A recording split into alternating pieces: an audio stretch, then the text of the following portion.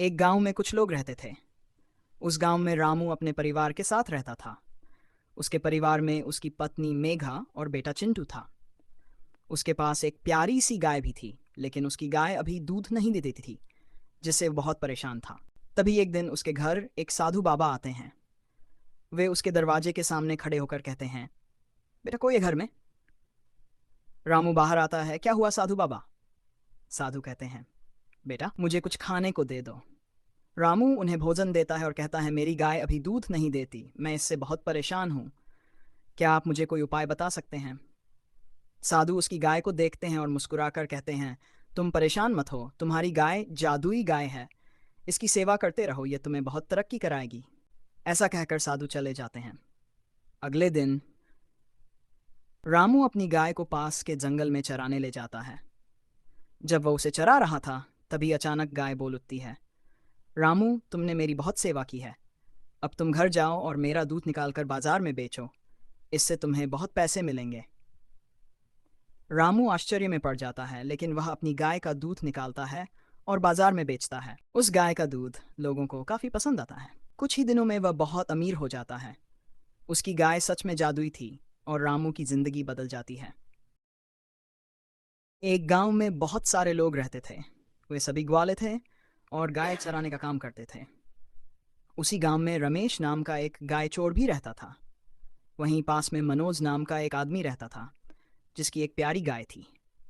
मनोज अपनी गाय से बहुत प्यार करता था और वह गाय भी उसे देखकर प्यार से अपना सिर हिला देती थी।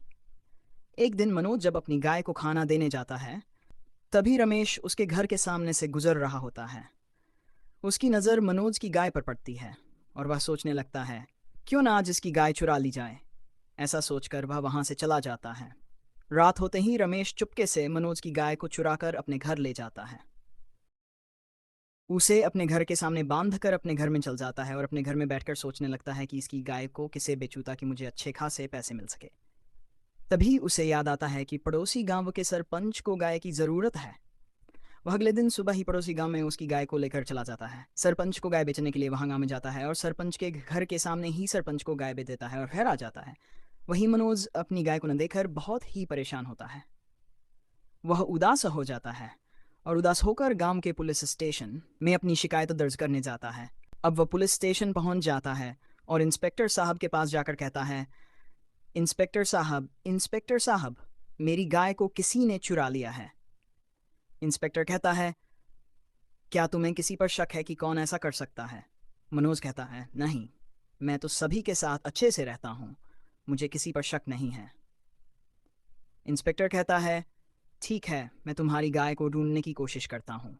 यह सुनकर मनोज और भी उदास होकर अपने घर चला जाता है।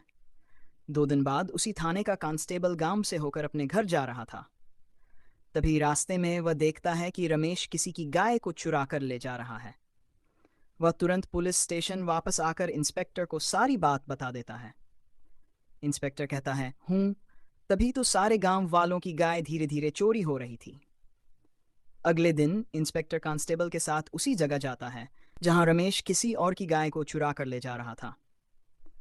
इंस्पेक्टर और कांस्टेबल उसका पीछा करते हैं और बीच रास्ते में ही उसे गुस्से में इंस्पेक्टर रमेश को थाने ले जाता है और उसे जेल में बंद कर देता है। इंस्पेक्टर थाने पहुंचकर कांस्टेबल से मनोज को बुलवाते हैं। मनोज पुलिस स्टेशन पहुंचता है। इंस्पेक्टर कहता है, तुम्हारी गाय चुराने वाला मिल गया है और मैंने तुम्हारी गाय भी स्टेशन के बाहर ही रखी है। तुम अपनी गाय को लेकर जा सकते हो। मनोज इंस्पेक्टर को धन्यवाद कहता है और खुशी खुशी अपनी गाय लेकर चला जाता है। एक गांव में कुछ लोग रहते थे। उसी गांव में रामू नाम का व्यक्ति अपने परिवार के साथ रहता था। उसका घर बहुत छोटा था, जहां वह अपने पूरे परिवार के साथ रहता था। उसके 2 बच्चे थे, गोलू और चिंटू, और वह अपनी पत्नी रेखा के साथ रहता था। उसके पास एक गाय थी, जिसे उसका पूरा परिवार बहुत प्यार करता था। एक दिन वह अपनी पत्नी के साथ कहीं जा रहा था, तभी सड़क पर उसका एक्सीडेंट हो जाता है और वह और उसकी पत्नी दोनों ही मर जाते हैं। फिर गोलू और चिंटू घर में अकेले रह जाते हैं। एक दिन जब वे दोनों बाहर खड़े थे, तभी उनकी गाय बोलती है, मैं एक जादुई गाय हूं, अगर तुम मेरा दूध बाजार में बेचोगे तो तुम्हें ढेर सारे पैसे मिलेंगे। गोलू और चिंटू अगले दिन से उस गाय का दूध बाजार में बेचने लगे। उस गाय का दूध बहुत ही स्वादिष्ट था, इसलिए उसका दूध पीने के लिए बहुत सारे लोग आने लगे। वे दोनों अब रोज ऐसा करने लगे और धीरे धीरे बड़े हो गए। दोनों अब भी गाय का दूध बेचते। अब भी उस गाय का दूध बहुत ही स्वादिष्ट होता और पूरे बाजार में उनका लाया दूध बहुत से लोग पीते थे। वह दोनों भाई उस गाय का दूध बेचकर अमीर हो गए और अपनी प्यारी सी गाय के साथ रहने लगे।